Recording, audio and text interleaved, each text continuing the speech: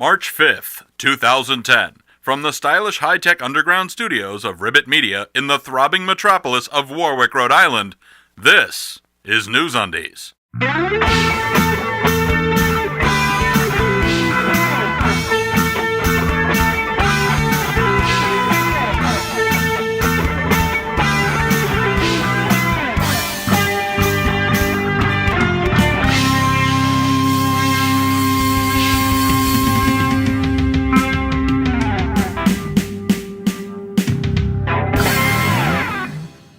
For March 5th, 2010, this is NewsUndies, all the news that shouldn't be news.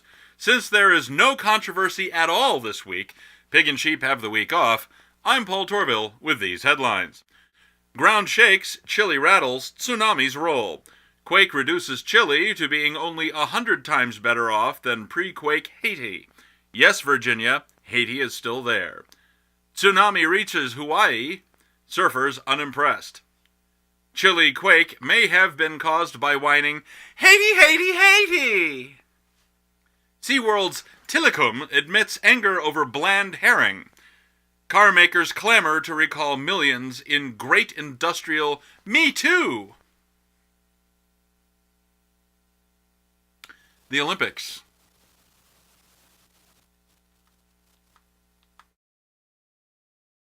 Hey gang, it's time for celebrity birthdays once again. I got my cake hat on, let's rock! For Saturday the 27th, Elizabeth Taylor and Howard Hessman. For Sunday the 28th, Frank Bonner and Gilbert Gottfried. For Monday the 1st, Roger Daltrey and Dirk Benedict. For Tuesday the 2nd, Mark Evans and John Bon Jovi. For Wednesday the 3rd, Miranda Richardson and Ira Glass. For Thursday the 4th, Paula Prentice and Dieter Meyer. For Friday the 5th, James B. Syking and Murray Head. That's celebrity birthdays. I'm Paul Torville and I'm done!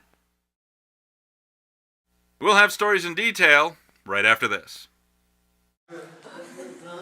Really brings out the tricks. I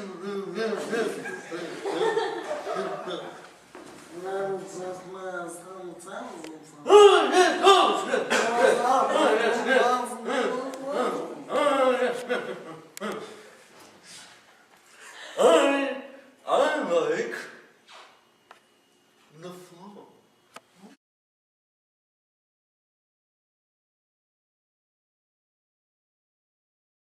The National Aeronautics and Space Administration has long been something of a low-level hot-button issue since its inception. There always seems to be someone around to complain about some aspect of it, its operations, its missions, or its goals. Lately, the furor is over NASA Administrator Charles Bolden's decision to cancel the Constellation program, which was instated by then-President Bush back in 2005. The program was woefully over budget and behind schedule, and no one in the government seemed to be particularly concerned. Bolden's new plan is to let the private aerospace companies duke it out to design and build the vehicles which will sustain NASA's low Earth orbit operations. NASA intends to buy the services of these vehicles rather than taking on the problem itself. The confusing thing is that this is exactly what Republicans have been tantruming about for decades. Privatize the space program, they'd say. Well, okay, here you go. The conversation has gone something like this. I'm paraphrasing here. Let's see. Let's do that, and let's get this going on here. This is a reenactment for your benefit. Okay, you ready? Here we go. Let's go to Mars. That costs a lot of money. Do it on the cheap. That'll compromise safety. Safety can't be compromised. Give us more money, then we can do what you want. No way! We're cutting your budget. By the way, where's that next generation vehicle that's supposed to take us to the space station? Which one? We've had to cancel numerous programs due to your budget cuts. The one President Bush designed. Where is it? We had to cancel it because it was dumb and too expensive. You're dumb. You suck. I want to go to Mars. The U.S. Supreme Court declined to hear an appeal to a decision from a federal appeals court which required the removal of a what? Come on, you know. A Ten Commandments monument in front of a county courthouse in... Come on, you can do it. Oklahoma. The appeals court decided that the monument had to go, and the Supreme Court's refusal to hear the case lets that decision stand. The problem is that by not hearing the case, the court continues a long-standing practice of not interpreting just one piece of the Constitution. Privacy? No problem. Equal protection under the law? Great. Establishment Clause? Sorry. You have an urgent meeting.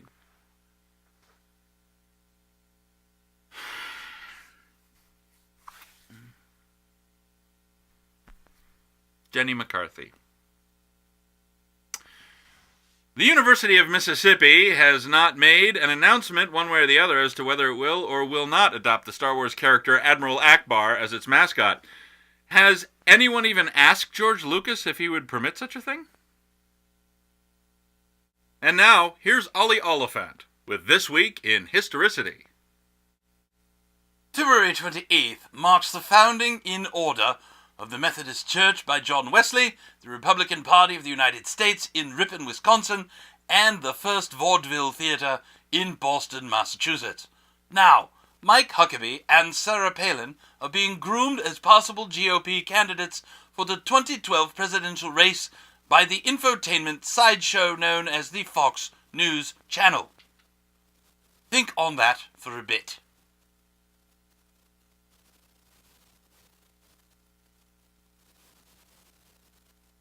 Quite.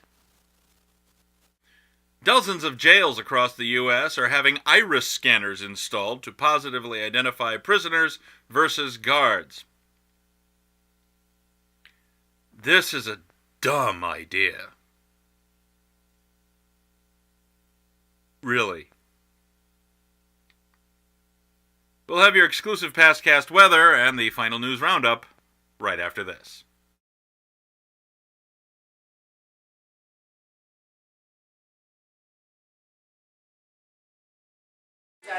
I'm an atheist. I'm an atheist. I'm an atheist. I'm an atheist. I'm an atheist. I'm an atheist. I'm an atheist. I'm an atheist.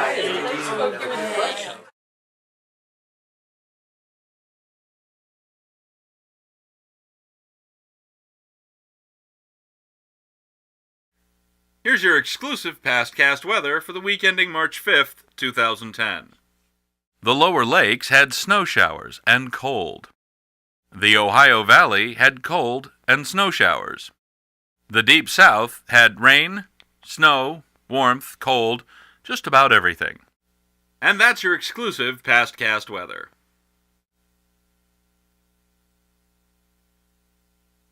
Hurt Locker.